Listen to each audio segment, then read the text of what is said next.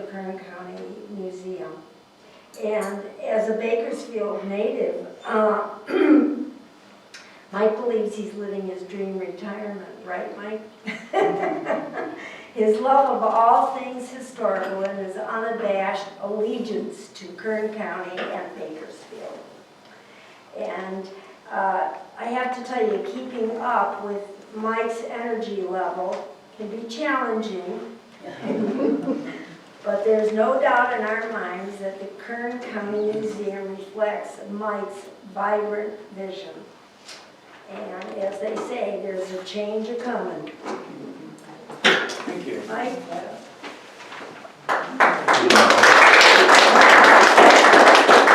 Now, I've got to make sure I clarify this. Now, if Diana did you want the 3.5 hours where we talk about the difference between the Chumash coastal pottery shards with the mountain Paiute, or do you want the 15 minutes about changes at the Kern County Museum? I couldn't remember. Let's do both.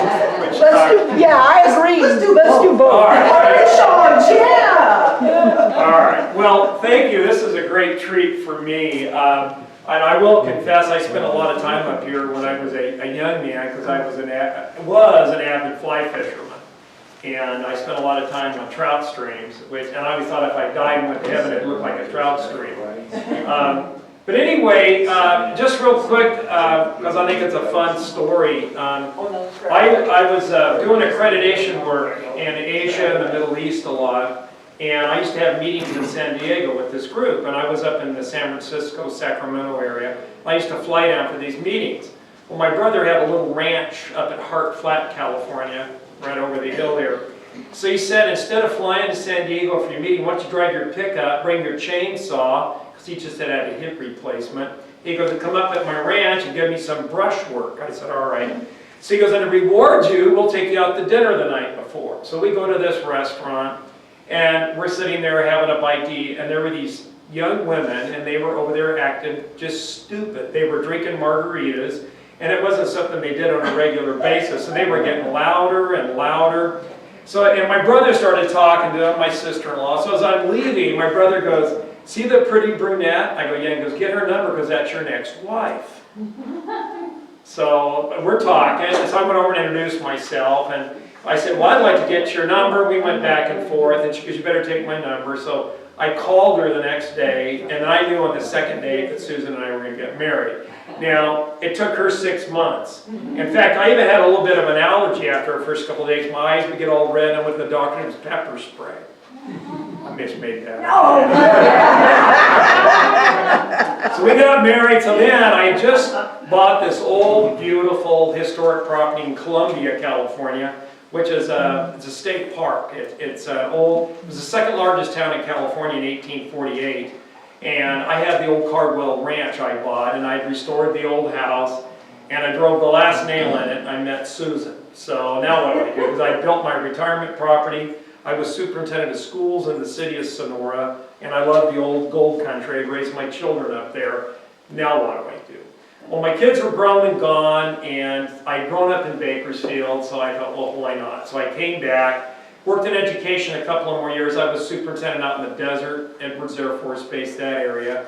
And I went out there, and I thought, I'll work here a year or two, and it was a great experience. Now, having said that, what that has to do with what I'm doing now is my entire life, I've always kind of ridden that edge of almost being a rebel. And so I'm the graduate student that got a tenured professor fired at the University of California because he didn't keep office hours, and the girls got A's and the boys got C's. And I brought him before the dean. I got it, and he actually was fired for 2 years. He finally got reinstated as a tenured professor. But he was, so I've always had this extreme sense of right and wrong. And that's good to a certain point. But in life, there's sometimes when you need to lay back a little bit and not be so extreme. So over the last 30 years in education, I would get into a place and I was considered a fix-it guy. So I was hired at this one old 100-year-old high school, and they said, Mike, we're going to hire you for 3 years. Because we know in 3 years, doing your normal thing, you're not going to make it. And so I did, you know, I went in and got rid of all the people that shouldn't be working with children. I fixed all the buildings. But you usually make a lot of people angry when you do that kind of stuff. Human beings don't like change. They do like change, the concept, but not in reality. So in my 2 superintendencies, where I was a school superintendent, both places, and, you know, I lit things up. I didn't lay back. I went after people that shouldn't be working there. I promoted and supported people that were there for the right reasons, and I redid all the physical facilities, and that was kind of my thing. So I'm on the board at the museum, and I'm getting ready to retire as superintendent of the Muroc district, and I went to my board president and I said, can I still be on your board? The board of 9 members has always had a school superintendent. So if I retire in October, can I still be on the board? He goes, why don't you be the director? So they had 5 directors in 5 years, and the last one had left almost a year before I got there. He'd been gone a year. Well, I don't know about at your house, but you can get into a lot of mischief when mom's gone. Mom and dad aren't home, you can get in a lot of trouble. So for a year, this place ran itself. You had a couple of good staff members, but by and large, nobody was in charge for a year. Then they brought me in. And I'm thinking, okay, so I called my board president and I said, Joe, I'm just telling you, Ray's an attorney. I said, I'm just warning you, in about a year, everybody here is going to hate me. And he goes, go for it. So first thing I did, I walked into the place, I parked my car, and there was water running down the road. Like a stream of water. Well, I'm from Northern California. I drilled 2 wells. I have my daughter's a water attorney. My daughter, Katie, she teaches at Harvard now. She's a Harvard law professor. And her specialty is water. So I respect and revere water. And there's a stream of water running down the road. So I go to the maintenance guy, and I said, where's this water coming from? He goes, I know, it's a county thing. So I call the county, and I go, well, I've got water running down the road. And they go, well, that's a museum thing. I get everybody around the table. There was one of those large, I don't know, 50,000, 100,000 gallon irrigation tanks. There was a hole in the bottom of it. And 2,000 to 3,000 gallons of water a day had been running out of this tank for 10 months. Oh my gosh. It started in November, and I got there in October the next year. And that water, and they had just created a little channel for it. And it went out, and it gone into this park area, and there were ducks out there. Everybody was but I'm paying electricity to pump the water out of the ground to let it run down the road. And our PG&E bill is $10,000 a month. So I'm thinking, that isn't the right. So I put it in a liner in the tank, and the water quit running down the road.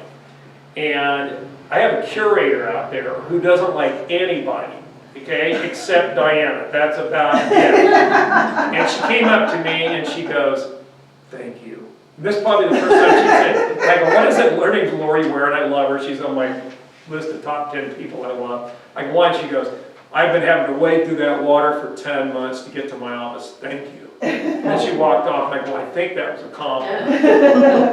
But that was my first glimpse at really how things weren't working out there. If a window broke, you put duct tape on it. If a roof collapsed, you put a blue tarp on it. It was that kind of an approach. So I got out there, started getting my hands dirty, looking at stuff, and I don't know, my dad used to always carry a list in his pocket of things he was going to do that day. Well, I've done that, and I had a system where if it's something I have to do that day, it's an A. And then if it's something you do first in the morning, it's an A1. And then a B is something you can do tomorrow. And a C is something, like the swimming pool Susan wants in the backyard, that might get done someday, but it's a C. But A is, you know, finding out why this light's blinking inside your car. That's an A. Well, I get out to the museum, and I'm looking around, and I'm just going, oh, dear God in heaven, you know. So I got in the car the first day with this very unhappy maintenance staff guy. We drove all around, and I'm just looking at like liability stuff. Now I'm a school superintendent. If somebody leaves this meeting and they fall and trip on that curb, I know if it's an employee, that's a $20,000 claim. And if it's a member of the public, it could even be more than that. So potholes, electrical wires, daisy chain extension cords, those things get my attention. Broken glass, guardrails that wiggle. So I started fixing all that. So finally I brought an inspector in, went through the whole place, And it was a 40-page report of things that were broken. So then I started one at a time fixing things. And during that process, I had 14 employees. Not everybody made that journey with me. Okay, I'm just being really kind. And these were nice human beings, but they hadn't had supervision in a year. And they kind of, they were showing up and they were coming to work semi-regularly, and that was kind of it. So now I've gone through that process. The problem is, when you get into that kind of stuff, all these people have friends and family, and these people out there were all related. Relatives had hired relatives. Oh, yeah. And then I'm starting to kind of pull that apart. Why is this girl at the front desk stoned all the time? And then I smell marijuana. You get those kind of conversations. And you find out, well, that's my niece. Oh, okay, I got it now. Yeah. So you start fixing stuff. So we have. Now, I have kind of a little scram chart here. I'm just going to read this and I'll give you to leave. But I'm a project guy, and so the first week I was there, these three very elegant, intelligent, wealthy, our board members are all kind of wealthy intelligentsia. They invited me out for a cocktail. So I got my wife's permission. I go out and they sat me down and they said, all right, I'm just telling you right now, we're only 3 board members. There's 9 board members, but no new projects. They said, we're done. No more projects. I said, well, the roof just collapsed inside the Black Gold exhibit. Well, you can fix that, but that's it. Don't do any projects. Well, I had just finished doing $180 million. Let me say that again. $180 million in construction out in the desert. I rebuilt 5 schools. And you're telling me I can't do any more new projects. So I drank my glass of cheap wine. I thanked them for their time. And I went, oh my God, I got a problem. So I called my board president. He goes, number 1, that meeting was illegal. And number 2, you do all the projects you want as long as they're paid for. But what they're warning you about is don't run over. So for example, this building would be a $250,000, $350,000, $400,000 project. It shouldn't cost $750,000. That was kind of the problem they were warning me about. Since then, those 3 ladies have left the board and they're delightful. I'm still friends with them. They're in my Rotary Club. But their warning was they had done project after project where the money had evaporated. You take $50,000 to redo inside this room and it doesn't get done, but the money's gone. That kind of thing. And it wasn't anybody stealing. It's just people were taking advantage. So I got out there, multiple bidding, started tracking money. There were a lot of projects that had been started and not stopped. So just to kind of roll through, I've been there 9 months. We finished 8 big projects, finished, cut the ribbon, done on 8 big projects. I've got 3 to 4 more good, big, juicy projects that'll be done this year in 2018. So just to kind of roll through, historic standard school, nice building, kind of smelled funny inside. You can take a car key, go up and pull the wall board off. The floors were black, and I think that's a wood floor. Well, we put $25,000 inside that place. It's beautiful now. It almost looks like this. We have those 110-year-old Doug fir floors redone, even in the bathroom. All the walls done, electrical upgraded, the plumbing in the bathrooms. It's a little show place now. And we're going to put a plaque, and then you look at the standard school, and there's one area in the room we're going to put a plaque, and it's going to say, Mike McCoy danced with a girl for the first time in the spot in 1968. That was the old faculty lounge at standard school before they moved it to the museum. And I danced with Debbie Shepard. She's a widow in Florida now. But anyway, we danced there, and I never forgot it. So it really had an impression on me. There's a delightful lady in our town. Her and her husband were school teachers. Very fortunate. He got into land development. They made a significant fortune and building houses. And she came out. She goes, I'm going to do something for the museum. Her name was Gail Beatty Development, Beatty Homes, and they said, okay. And she goes, all this dirt out here, what are you going to do with that? And they go, nothing. He goes, here's $250,000, turn it into a garden. So that's Beatty Gardens. So they put Beatty Gardens in. Gail, bless her heart, supervised. They built a gazebo and put all these beautiful plants in, and then nobody watered it or took care of it. So she comes out there once a week, screams at everybody, and everybody screams back. Well, we have to go out to lunch and walk her through, so she just gave us another 18 to redo all the shrubs so that it has a uniform color palette. She's still unhappy because the grass I don't know what happened, but somebody told me that this July was the second hottest July on record. Well, you know, soft turf grass just doesn't do well with that, so we've got some yellow spots. So she's really unhappy with me right now, but I love her. And her son is just now getting on my board, Brian Beatty, so I'm hoping I can mend that fence. The bandstand. I saw these kids tap dancing on this old bandstand, and they're tap dancing, and the damn building is bouncing. Well, the roof of the thing weighs 5,000 pounds. So I take the car key, and I go out there with my car key, and I push on a pillar, and it goes all the way into the wood. Oh. And I go, that's not good. Now, like these little girls out there dancing, I'm going, okay, they're all going to die in about 15 minutes. They left, I put a piece of yellow tape around, and then I went around dialing for dollars, and I like Diana does every week. And Adventist Health goes, we'll give you 25 grand. So everything from the top down to the ground is brand new. It's beautiful, turned out beautifully. And so we have the Adventist Health bandstand, and now you could throw hand grenades against the thing that's not going anywhere, okay? The Metcalf house, you have this beautiful little yellow house sitting out there. Queen Anne, I think, is the style. I'm not an architect, but anyway, they tore all the walls out of the thing. They pulled all the carpets, the linoleum up, and then they forgot about Metcalf house 8 years ago. So for 8 years, this thing's been an empty shell. Yeah. So I had Cheryl Barbich, who's a retired banker. She's on my committee, and we started talking. Well, the Women's Club said, you know what? We're going to give you $30,000 to redo inside Metcalf House, because Maud Metcalf was president of the Women's Club back in the 1920s. Oh. But you have to get the money in stages. We can't just give you a check today. So they've been having events. We're cutting the ribbon on that the first week of October, and it's going to be all done inside. So if you walk in now, all the walls are new inside, the ceilings are all done, it's all papered, painted. We had to figure out, we came a few grand short, so we're gonna paint the wooden floors, because they used to have linoleum on them, and then just put area rugs. And then when we get a little more money down the road, we'll put 5 grand worth of antique carpet in there. But it turned out really nice, and of course these ladies will come out, you know, on a regular basis and glare, and then they'll smile when they see actual progress. We started working on that back in May. The other thing I did, because I used to do construction, I did a construction schedule for the year. All my June, July, August projects are done in rooms that are air conditioned.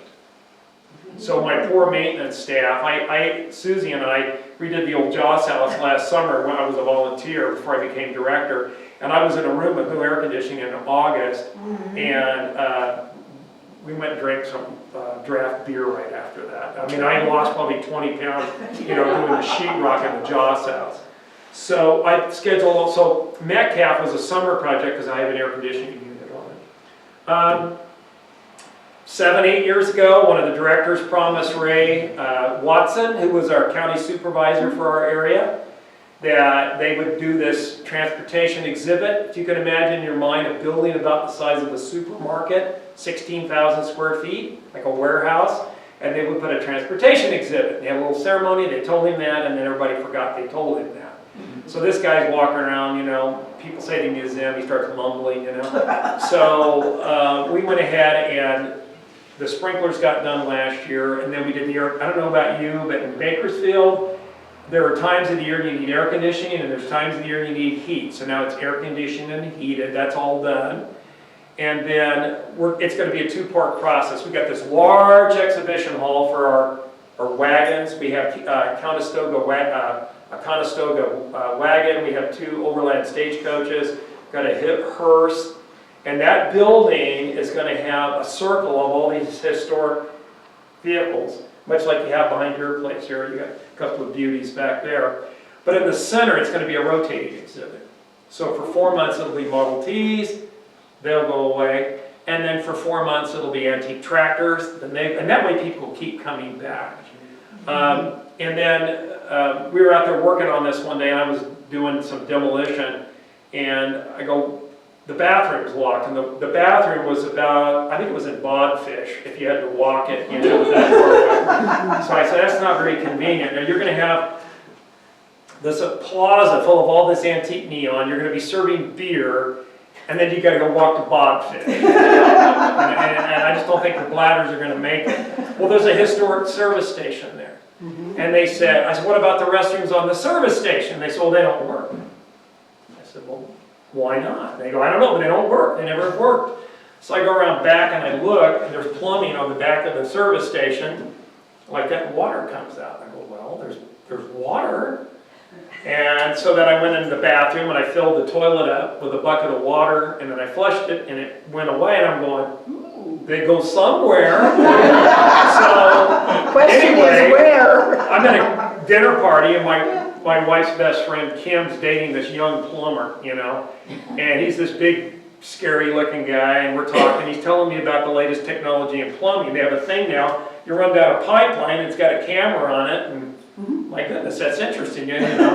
Yeah, so we'll bring that damn thing out there, let's get this thing going. So I'm cussing a lot, and she'll talk about that. So, you talk about plumbing, you have to use profanity. So you run the stove down the pipe, and when they put one of those big neon signs in, they punched it right through the sewer pipe. Oh. So we went around that, and then we got around that obstacle, and then we found out that when they put the new electrical lines in, they punched it right through the sewer pipe. So we went around that one. Well, now guess what? You go in that gas station, you go like this, and you go like that, and the water goes away, and it goes to the city sewer system. So that was a victory. So now we've got bathrooms, we have the large transportation hall, and now I've got this 3,000 square foot building. It's probably almost, this is about 3,000 square feet. No, this is about 1,700. Okay, double the size of this, like it's 3,000 square feet. We have an antique trolley car sitting in there that we can't move. So I bring, you know, when I was growing up, the kid across the street was new to the neighborhood. We all went over their balls and bats, and Roger says, I don't play baseball. I draw pictures of women wearing dresses. And we go, well, that's really interesting. Roger turned out to be a designer and a costume maker. In fact, he made my wife's wedding dress, you know, and he's an interior designer, okay? And he hit the color of the sky in his world's different than mine. So I bring Roger in, and he's very visionary, and he's a set designer. You know, he worked in Hollywood and stuff. He walks in and goes, oh my God, it's 1910 and we're in a trolley car station. I go, perfect, so we're building a trolley car station. It's going to have a bar, and it's in a little butler's pantry, and you can have events there. It seats up to 80 people, and so we'll have and that'll be part of the transportation. So it's literally through a door like that into the transportation hall. So now you can have a birthday, a bar mitzvah, a quinceañera in there, and walk in and see the vehicles, and I've got a little revenue generator. So that's going to be nice. Now, to pay for that, I got a phone call one day. This guy named Richard McBurney, he's an attorney with a beard button down here. He looks like one of the guys with a cough drop, you know, package. So we go out, we have lunch, and he's telling me about this. So I was telling him about the exhibit hall. He's an attorney. He goes, all right, well, how much do you think that will cost? And I said, I was an English major, so I just throw numbers out. I said, $50,000. He goes, all right, I'll write you a check. Because he's the administrator for the Arkalian Foundation and the West Foundation. So those two foundations are giving us the 50, so that project's paid for. So now I've got Roger in there continuing his vision of the trolley car station. So that's the transportation exhibit. That's our big project for the year. You know, everybody says it couldn't be done. The event center, we have a party in there in December. And I don't know about at your house, but when I want to get something done, I throw a party. So if I'm going to throw a party for my wife's birthday in December, that means I'll really get the flower beds cleaned out. Maybe we get those pictures hung that have been, you know, that we didn't get finished, you know, all those little projects, the leaking sink gets fixed before the party. So we're throwing a party the first week of December, and that means we'll have that trolley car station in good order by then. Just a few other things.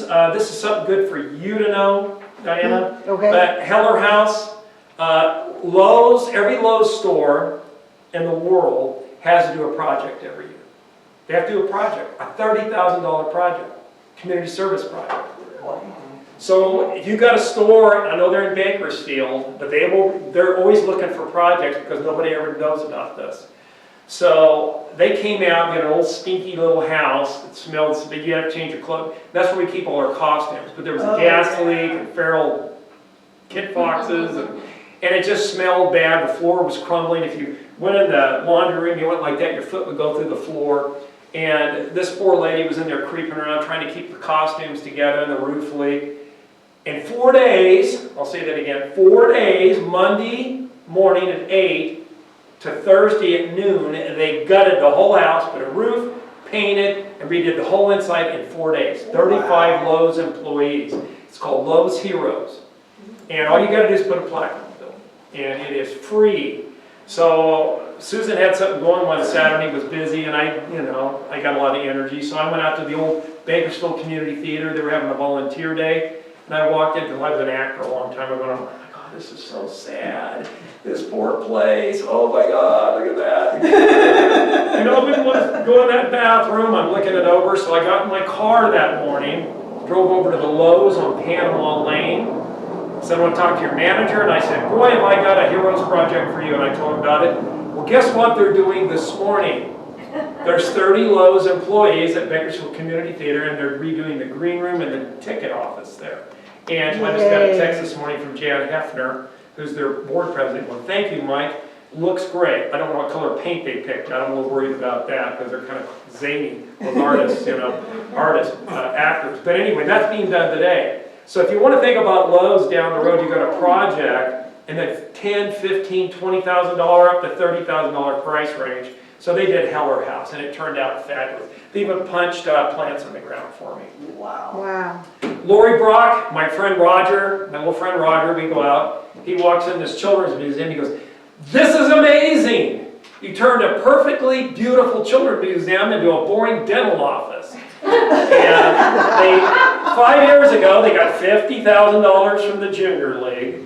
And they took that money, and they just kind of, I think they just lit it on fire and threw it away, and they took everything fun out of that place.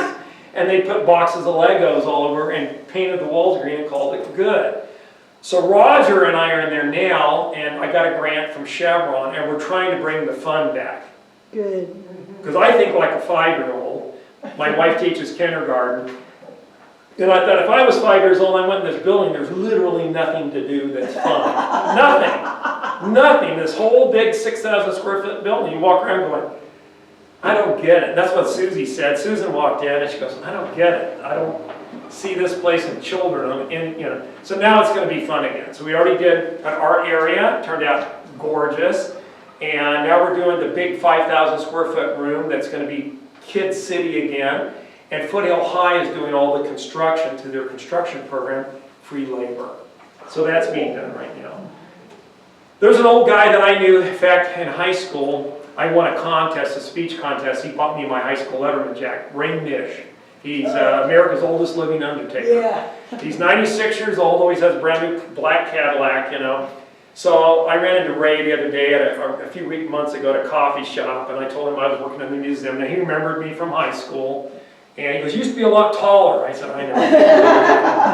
And you had hair. I said, I know that. So we have an Undertaker exhibit, and it is really falling on hard times. And so I went to Ray, and everybody said, "Mike, Ray Mish won't give anybody a penny.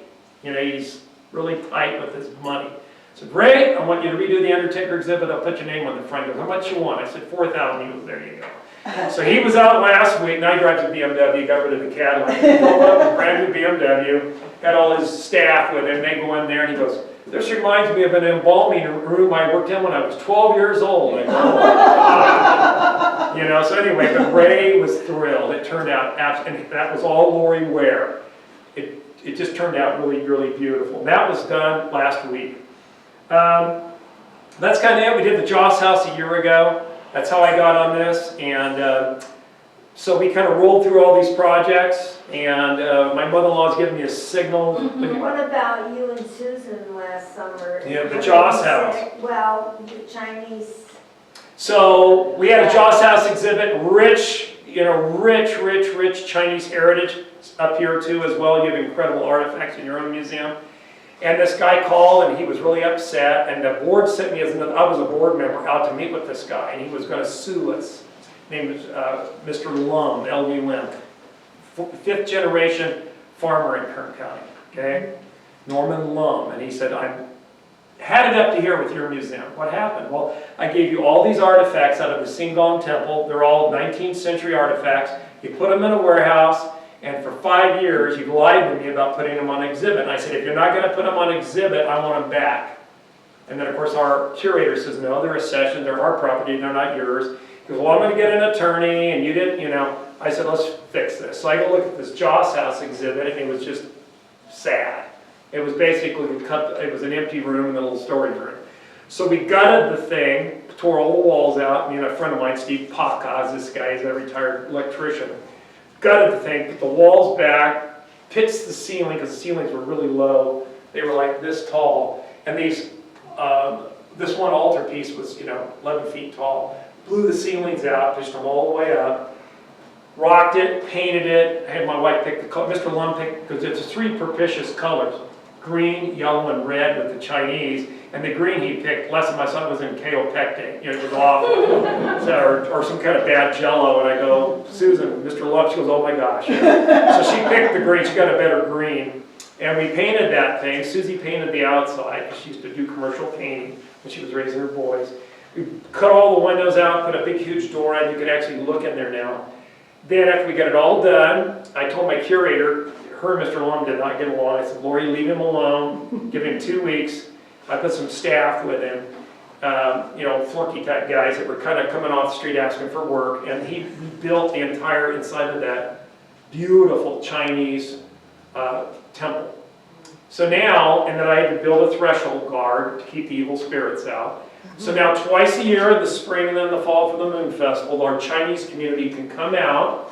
We open the doors, and my staff is mad. They go, he's burning incense in there. And I go, I know, I got a fire extinguisher right here in my kitchen. I don't think he's going to burn it down.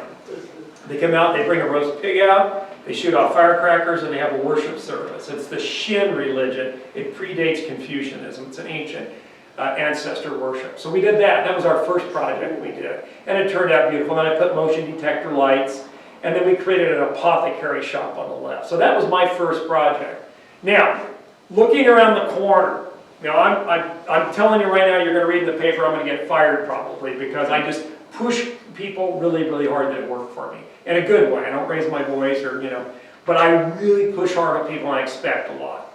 And that's okay. But if you're looking around the corner at the Kern County Museum, you get transportation done in December, the board's going, oh my gosh, what a year. We did 9, 10 big projects this year. Let's catch our breath. There are stories we have not told. We have not told the story of the American Indians, and especially the Yokit people. We've got a ton of artifacts in our basement nobody will ever see. You're doing a lot better job here with your exhibit across the street than we are at our museum, and I will tell you that right now. And our collection is rich and glorious, and nobody will ever see that stuff.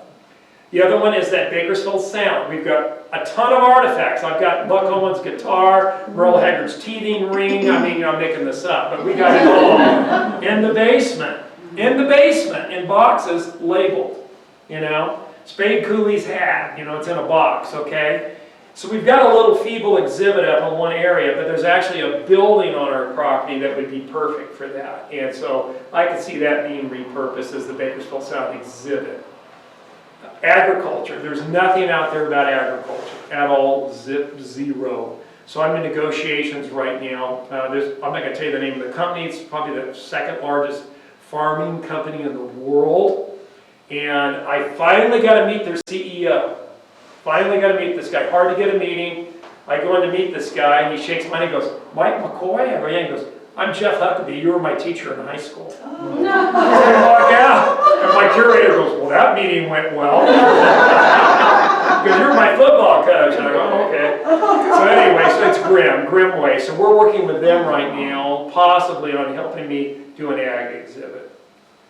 There's nothing out there about the Basque people. We have the original Pyrenees Bakery from East Bakersfield. And we're not doing it now. 5 million Americans came through Kern County in the 1930s. Yep. 5 million in the Dust Bowl in the 1930s. And there's nothing at the Kern County Museum that memorializes that. I've got one of the first original worker housing units. They're made out of metal. Imagine living in a metal building in Bakersfield. And it's from the Weed Patch Labor Camp in storage. And then you assemble it with nuts and bolts. And I've got a free offer of a shafter worker's cabin from a lady that's using it as a cottage, a little garage in her backyard. She said she'd give it to me for free. But I just need to find $25,000. So I've got Dust Bowl, I want to honor our Basque heritage. I'm going to do something with agriculture, and there's nothing out there about veterans. We had a really rich history in our county with veterans. We had 2 airfields during the war, nothing. So that's another piece that's on my heart. Now that's in 2019, 2020. And I'm already working on grants, money to make those things happen. So that's kind of what we're up to. I know that I'm just, every day I wake up going, okay, I think today's my last day out there because, you know, I expect a lot and I give a lot myself personally. It's not that I'm not doing an exchange, but I just know that at some point people are going to get tired of the McCoy circus. But right now it's working. So anyway. Yeah.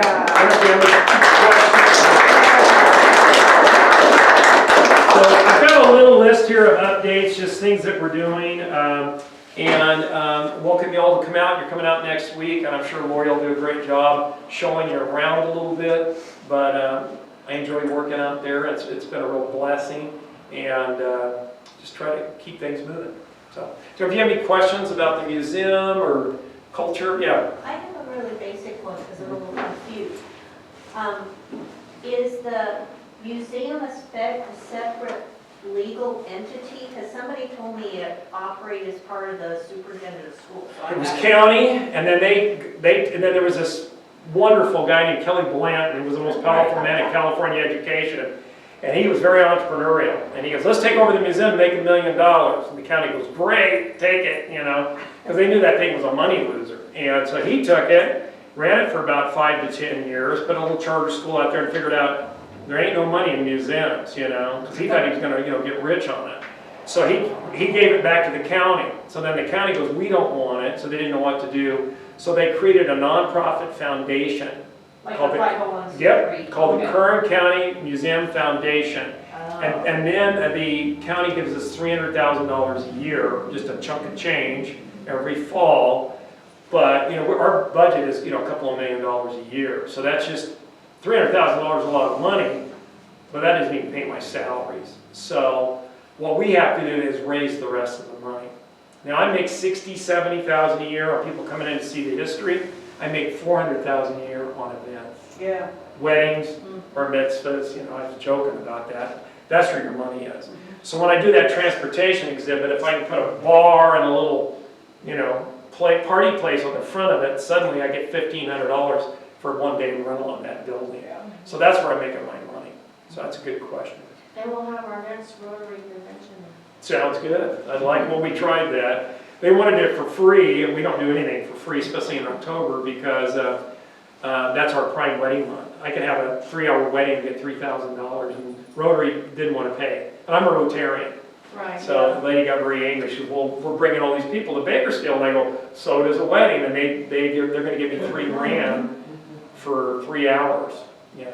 So. Don't forget the flea market. Oh yeah, we got a flea market coming up, and we were talking earlier, Diane and I, I'm an antique dealer, kinda, that's what we call it, but I don't know. I just tell Susan, if something goes in the front door, something goes out the back door. Yeah. So we're trying to bring that back in a real small way. I got that information too, so. Okay, any other questions? Well, you just done a heck of a job down there. It's just, Well, wait, hang on, sister. But you know, when you do change, whether it's at home or work, people aren't going to like it. And there's a lot of people that are starting to say, "Wait a minute, we liked it when the windows were broken. We liked the ducks are mad. They lost their little pond, you know." And then they're crazy. And you're putting solar out there on the back of the property, and that's another thing. That Well, that's- transportation building's flat roof. Yeah. You don't see it. Ugh. Solar, $100,000 a year in savings. Yeah. 100,000. Yeah. From my PG&E bill is $125,000 a year, and over 20 years that's over $2 million. So we're doing that. Well, what do you mean putting solar at the museum? Nobody will ever see it. It's on a roof. Well, that's where so many people get kind of you really kind of dragged down with. Well, we liked it the way it was because it's always been this way. Yeah. If you do that, you're going to die. Yep. And that's all there is to it. Push, push, push. Yeah. Yeah. What's your strategy in recruiting new volunteers to do stuff? Well, I left that part out.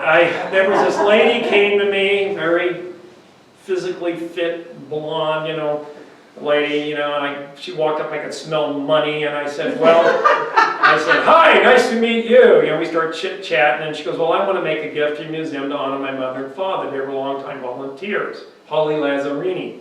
So if you drink a Budweiser beer, 10 cents of that bottle goes to Holly, right? I'm joking, but the Lazzarini family, that's advanced beverage. So I said, all right, Bud and Virginia King, they were volunteers, and so I went out there, and I'm looking around at this place, and if you think of junk, you haven't been, I mean, this place was a junkyard, this museum. Well, I go in a room, huge room, and it's just full of garbage. Dead ficus plant, one cowboy boot with a hole in it. You were in that room before he fixed it up. It's about, not. It's as big as this, Yeah, yeah. And it was just full of junk, you know, old posters with a hole cut in it. And as I said, so I brought a 40-foot roll-off trailer in, and I hired some guys that needed work, and we got in there in our grubbies, and all that stuff went to the landfill or wherever it went. Gutted this thing, had the big open ceilings, painted it out. Now this is good. I love this. Chevron calls, and they go, we will give you $15,000 if you give a project to our interns. I said, what? If you have a 4-hour community service project, I'll give you $15,000. Okay. So I feel like Tom Sawyer. Remember King Yeah, okay. So I had all these kids come out, college kids, and they put music on, and we had pizza and music, and they painted inside this room really badly. And my painters, I said, don't worry, Eddie, we'll paint it tomorrow. Just let them have their fun. Got our big check for 15 grand, and they left. Of course, my guy went back and fixed it up. That now is the Bud and Virginia King Volunteer Center. And we cut the ribbon on that next week. We got that done. That was a summer project. Yeah. And it turned out beautiful. And Now you got a restroom, a kitchen, a lounge area, and a locker to lock your purse up there. So, Wow. yeah. Can we clone you? I don't know. I talk a good story. She can tell you the truth later. You know? It's all an act, you know. Well, you see what I mean about the energy level? Yeah. So anyway, my dad worked till he was 93, and then we made him retire. So that's kind of my goal. Keep on going. We're having a lot of fun, and it's very like today when Diana pulled out that map. That Fremont map, 1845, started laying. I'm reading the biography right now of Edward Kern. And I wept, she didn't know, but I was over here crying looking at that map. Because just what that represents, and what an incredibly powerful, I hate to even say artifact, and you have that in your collection. I mean, that to me is what this is all about. So. Okay, I'll stop talking. She's cool. Not me? Yeah. No. But thank you so very much. Thank you. Business cards, a description of projects, some village flea flyers, and then I'll ask you to put one of these up inside your museum across the street. Okay, I'm done. Mike, Yep. you have a Facebook page? Yep. And everything Mike talked about, a lot of it is on that Facebook, and it's really fun to keep up with it and A lot of see fun. the projects in action. Yeah. So we're walking to the transportation exhibit. Ray Bish is there. He's on a cane now. He's 100 years old. He goes, don't ask me for any more money, McCoy. I said, all right, Ray. All right. He goes, what's that over there? I go, that's a hearse, 1880s hearse. He goes, boy, I'd like to have my name on it. I said, $2,000. Come by the funeral home next week. All right, Church. Thank you.